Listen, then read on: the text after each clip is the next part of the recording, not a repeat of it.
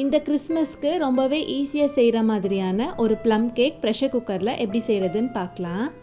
Plum cake செய்கிறதுக்கு dry fruits எல்லாம் ஊற வைக்கணும். அதுக்கு 3/4 கப் ஆரஞ்சு ஜூஸ் சேர்த்துக்கலாம். இது கூடவே 2 ஸ்பூன் கருப்பு திராட்சை, 2 ஸ்பூன் டியூட்டி ஃப்ரூட்டி, 2 ஸ்பூன் செரி சின்ன சின்னதாக கட் பண்ணி சேர்த்துருக்கேன். 1/4 கப் பாதாமையும் வால்நட்டையும் சின்ன சின்னதாக கட் பண்ணி சேர்த்துருக்கேன். இந்த ட்ரை ஃப்ரூட்ஸ் பொறுத்த வரைக்கும் நம்மளோட சாய்ஸ் தான். லாஸ்ட்டாக 2 ஸ்பூன் வெள்ளரி விதை சேர்த்துட்டு எல்லாத்தையும் ஒரு வாட்டி நல்லா மிக்ஸ் பண்ணிவிட்டு ஒரு 8 மணி நேரம் போல் ஊற வச்சுக்கலாம். ஆரஞ்சு ஜூஸுக்கு பதிலாக கிரேப் ஜூஸும் சேர்த்துக்கலாம், அதுவுமே டேஸ்ட் நல்லாயிருக்கும்.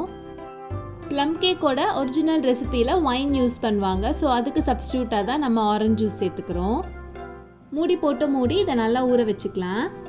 ப்ளம் கேக்குக்கு நம்ம செய்ய வேண்டிய நெக்ஸ்ட் ஸ்டெப் கேரமல் சிரப் தான். அதுக்கு 1/2 கப் சர்க்கரையை பேனில் சேர்த்து நல்லா மீடியம் ஃப்ளேமில் வச்சு இந்த அளவுக்கு ப்ரௌன் கலர் வந்ததும் 1/4 கப் நல்ல சூடான தண்ணி சேர்த்து மிக்ஸ் பண்ணிக்கலாம். கண்டிப்பாக சுடு தண்ணி தான் சேர்க்கணும்.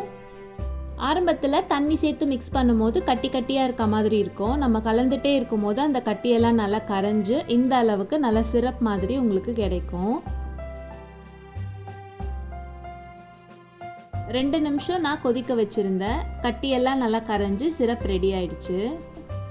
அடுத்து மிக்சர் ஜாரில் 1/2 கப் ப்ரௌன் சுகர், ஒரு சின்ன துண்டு பட்டை, ப்ளம் கேக்கில் கண்டிப்பாக பட்டை சேர்க்கணும், 2 ஏலக்காய் சேர்த்து எல்லாத்தையும் நல்லா நைஸான பவுடராக அரைச்சிட்டு வந்துடலாம்.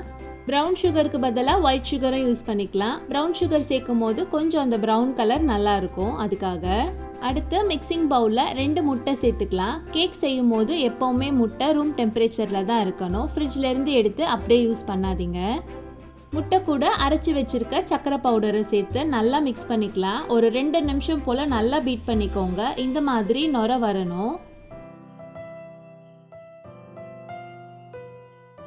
இந்த அளவுக்கு நல்லா பீட் பண்ணதுக்கு அப்புறமா 1/2 கப் சன்ஃப்ளவர் ஆயில் சேர்த்துக்கலாம். வாசனை இல்லாத எந்த எண்ணெய் வேணால் சேர்த்துக்கலாம். எண்ணெய்க்கு பதிலாக 1/2 கப் பட்டரும் சேர்த்துக்கலாம். நம்ம சேர்த்த எண்ணெய், முட்டை, சர்க்கரை எல்லாம் நல்லா மிக்ஸ் ஆகுற மாதிரி ஒரு 5 நிமிஷம் பீட் பண்ணி எடுத்துக்கோங்க. நல்லா பீட் பண்ணதுக்கு அப்புறமா ரெடி பண்ணி வச்சிருக்க கேரமல் சிரப் சேர்த்துக்கலாம். கேரமல் சிரப் ஆரஞ்சு ஜூஸ் எல்லாம் சேர்க்கறதுனால முட்டையோட வாசனை கொஞ்சம் கூட வராது. கடையில் கிடைக்கிற மாதிரி இருக்கணுன்றதுக்காக 1/2 spoon vanilla essence, 1/2 spoon orange பழத்தோட தோலை லேசாக திருவி சேர்த்துக்கிறேன். ரொம்ப சேர்த்துறாதீங்க, 1/2 ஸ்பூன் சேர்த்தா போதும். லாஸ்ட்டாக நம்ம ஊற வச்சு எடுத்திருந்த ட்ரை ஃப்ரூட்ஸை சேர்த்து எல்லாத்தையும் நல்லா மிக்ஸ் பண்ணிக்கலாம். எக்லெஸ் ப்ளம் கேக்கோட ரெசிபி வீடியோவும் நான் சீக்கிரமே போஸ்ட் பண்ணுறேன். கேக்குக்கு தேவையான எல்லா லிக்விட் இன்க்ரீடியன்ஸும் சேர்த்தாச்சு. லாஸ்ட்டாக 1 கப் மைதா, 1 ஸ்பூன் பேக்கிங் பவுடர் சேர்த்துட்டு எல்லாத்தையும் நல்லா சலிச்சிட்டு மிக்ஸ் பண்ணிக்கலாம். பேக்கிங் பொறுத்த வரைக்கும் மெஷர்மெண்ட்ஸ் ரொம்பவே முக்கியம். நான் இன்னைக்கு சொல்லியிருக்க இந்த மெஷர்மெண்ட்ஸ் அப்படியே செய்யுங்க, கேக் கரெக்டாக வரும். மாவு சேர்த்துட்டு ரொம்ப மிக்ஸ் பண்ணக்கூடாது, லேசாக இந்த மாதிரி மிக்ஸ் பண்ணிக்கோங்க. அப்போ தான் கேக் நல்லா சாஃப்டாக கிடைக்கும்.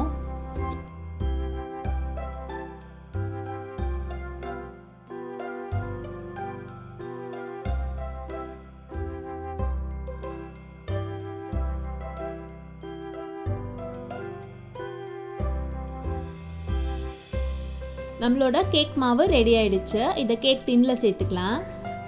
6 இன்ச் கேக் டின்னில் நான் பட்டர் பேப்பர் போட்டு வச்சுருக்கேன். அதில் நம்ம ரெடி பண்ணி வச்சுருக்க மாவை சேர்த்துட்டு ஒரு 2-3 டைம் நல்லா டேப் பண்ணிக்கலாம். அப்போ ஏர் பபிள்ஸ் எல்லாம் இருந்துச்சுன்னா உடஞ்சிரும்.